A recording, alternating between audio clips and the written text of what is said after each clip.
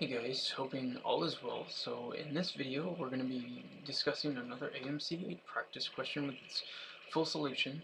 So this question in particular, revolving around factorials, does have two main strategies that you can take with it. Again, with these AMC 8 questions there is a lot of balance between mathematics as well as logic, and both of these methods that I'm going to show you is one is very proficient. It uses a method of greatest common factor, but the other one is just as good. It just uses prime factoring and canceling things out in a more kind of drawn out method, but either one is definitely a great strategy to use. One just is more really accounting for housekeeping and organization. So with this problem, we have we are asked to compute 5 factorial times 6 factorial over the quantity 6 factorial plus 5 factorial plus 5 factorial. So the first method I'm going to show you is kind of the more drawn out method. I'll call it the prime factor method. So my goal with this method is, the biggest roadblock that this question represents is that it's a product of factorials over a sum of factorials. And the biggest thing that we want to do right off the bat to grab the bull by the horns, so to speak, is turn that denominator into a product of factors as opposed to a sum of factors of those respective factorials. So just as a quick recap too, remember that factorials are in the algebraic form that n factorial is equal to n times the quantity n minus 1 times n minus 2 times the quantity n minus 3, all the way down until we get to the quantity n minus 1. Okay, so that final factor will be multiplying by 1, so to speak. So for example, 5 factorial is equal to 5 times 4 times 3 times 2 times 1.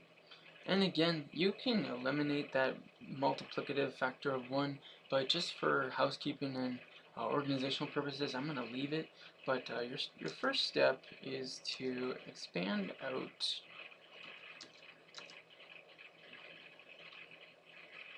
the numerator and denominator in factorial expressions. So as I mentioned, this one's going to be a little bit more drawn out, but again, it does allow us to keep track of every factor very, very well. So this is going to be 5 times 4 times 3 times 2 times 1 times 6 times 5 times 4 times 3 times 2 times 1. And again, you can eliminate those factors of multiplying by 1, but I'll leave them here just for now. And then I'm going to go ahead and put these here. You could put these factorials in parentheses because they are going to be a sum, but order of operations will take care of that for you anyway. So we have 6 times 5 times 4 times 3 times 2 times 1 plus 5 times 4 times 3 times 2 times 1 times 6 times 5 times 4 times 3 times 2 times 1. Okay, so like I said, pretty drawn out, but nothing wrong with it. So now what we're going to do is we're going to determine, for step 2, is determine the value of that sum of those factorials in the denominator.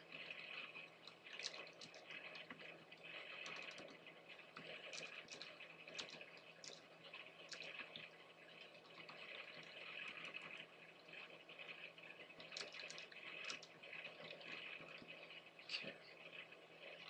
So we have so 6 factorial is 720, so you can think of it as just like 5 factorial, which is 120 times 6, so that's 720, plus another 120, plus another 120, gives me 960. Now I'm going to represent the denominator as just one single value. So we have, again, 5 times 4 times 3 times 2 times 1, and again, you're probably noticing how monotonous this does get, but again, it keeps everything nice and organized. So there's definitely nothing wrong with this strategy. Represent this all over 960. Now, again, this is where the prime factor method of this method comes into play. What I'm going to do is I'm going to find the prime factorization of 960 and represent those factors as the denominator.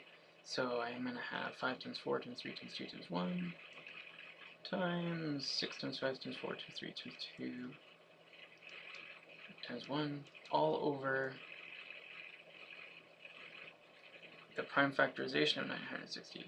Now I went ahead and I did the prime factorization of 960, and it is 2 to the 6. I'm going to represent this as 2 to the 2 times itself 6 times, and there is a reason for it. I'll explain in just a second. And then times 3 times 5. So 2 to the 6 times 3 times 5. The reason I wanted to illustrate it as those factors of all those 2's is because there are factors of not only 2 in the numerator, but there are factors of 4. And if I can represent the 2 to the 6th power as a product of the factors of 4 and 2 by squaring some of those factors, then I definitely want to do that using my laws of exponents. But before we go to that step, I do want to show the prime factorization of 960 just so you can see it visually. So we have 960 divided by 2 gives us 480, divided by 2 gives us 240, divided by 2 gives us 120, divided by 2 gives us 60, divided by 2 gives us 30, divided by 2 gives us 15, and then since 15 is not divisible by 2, our next prime factor is 3, giving us 3 times 5.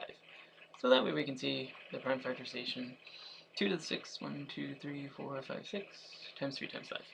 So now what we're going to do is we are going to now represent the denominator, but using those exponents of 2, representing those 2 to the 6th power as a different way to eliminate those factors of 4 and 2 from the numerator. So we have 5 times 4 times 3 times 2 times 1 times 6 times 5 times 4 times 3 times 2 times 1 all over, and again, and in the next method I show you, I'll eliminate the factor of 1 just so it's one less number we have to deal with.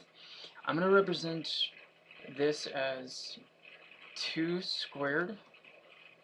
I'm going to take another 2 squared, and again this is just using laws of exponents, times 2 times 2. So remember your laws of exponents. If you have the same base, take into exponents, you add the exponents together. So 2 squared times 2 squared is 2 to the 4th, times 2 is 2 to the 5th, times 2 is 2 to the 6th. So it's representing it just in a different way. And then we have times 3 times 5. Now this is where the beauty of everything kind of comes together. I'm going to cancel out factors. I'm going to go to town here. So we're going to go ahead and I'll use red just to cancel. I'm actually use different colors to show you what's canceling out. So this 2 squared is canceling out with this 4. This 2 squared is canceling out with this 4. We have this 2 canceling out with this 2. We have this 2 canceling out with this 2. We have this 3 canceling out with this 3. And then last but not least, we have this 5 canceling out with this 5. Now, what's the absolute beauty behind this question, especially, is we have eliminated the entire denominator. That's beautiful, that's perfect. It's happiness and joy. So all that this has come down to is a product in the numerator that is pretty relatively simple to calculate. So we have 6 times 5 times 3 times 1. You can use the commutative property of multiplication to make the multiplication a little easier and break it up.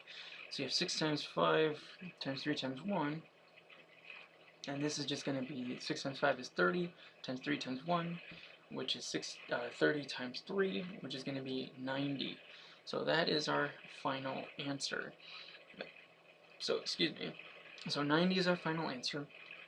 Again, there's nothing that is wrong about approaching it this way. This is a great way to keep everything nice and organized, allows you to see every single factor and being able to cancel it out. But let me show you another way that you can approach this question. This second method is going to be a method of greatest common factor as opposed to prime factors. So let me go ahead and clear the board here. And we have method 2, and I'm going to call it the GCF method. Okay. So in this method, not a lot really changes, but a lot of things happen more efficiently. What we're going to do is we're going to kind of leave the top the way that it is. We're going to leave it as a product, but I will still kind of expand it a little bit. So we still have the 5 times 4 times 3 times 2 times 6 times 5 times 4 times 3 times 2. I did eliminate those factors of 1 just to make things a little bit simple. But in this case, in the bottom, since it's a sum of 3 factorials, I can find the greatest common factorial in between the 3 of those individual terms, and I can factor it out.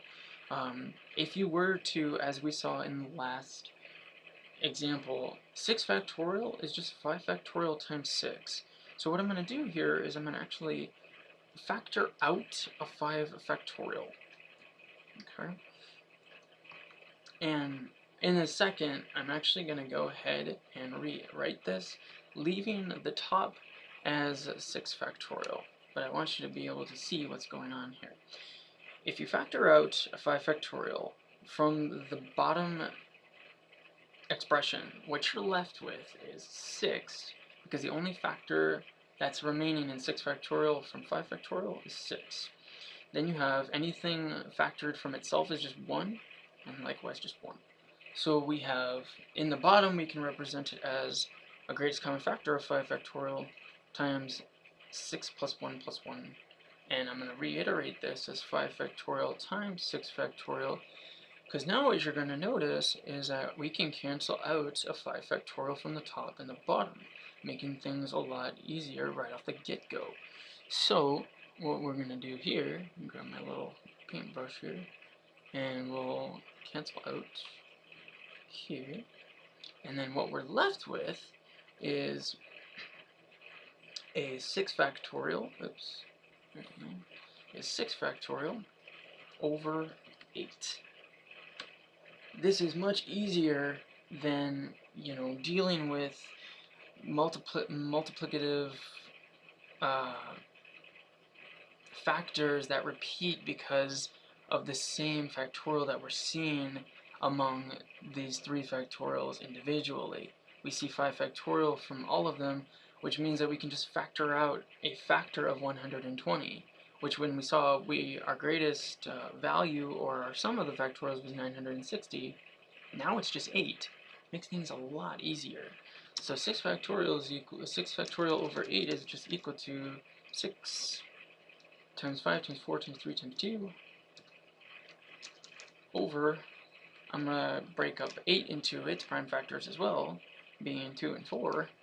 And again, you see how quickly we've established the same kind of idea here, but now I'm going to just go ahead and again cancel out these factors much more efficiently and precisely. So take red here, so we have factor out of 2, factor out of 2, factor out of 4, factor out of 4, and again we see that 6 times 5 times 3, which is 30, or which is 90, excuse me.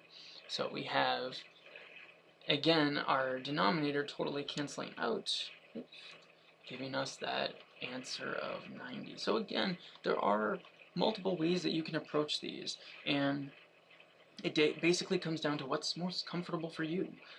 If you like to be able to see all of the factors canceling out and everything expanded out so you can see and keeping things organized throughout the whole question, the prime factor method is definitely a good way to go. Keep in mind though that with the AMC, time is kind of against us sometimes, so if we can use these methods like method 2, where we find the greatest common factor and factoring out an entire factorial in this particular scenario, that's also a great strategy to take.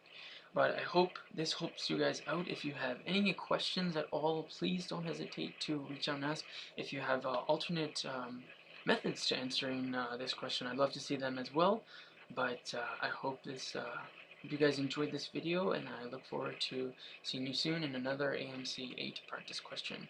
And as always, guys, take good care. Bye.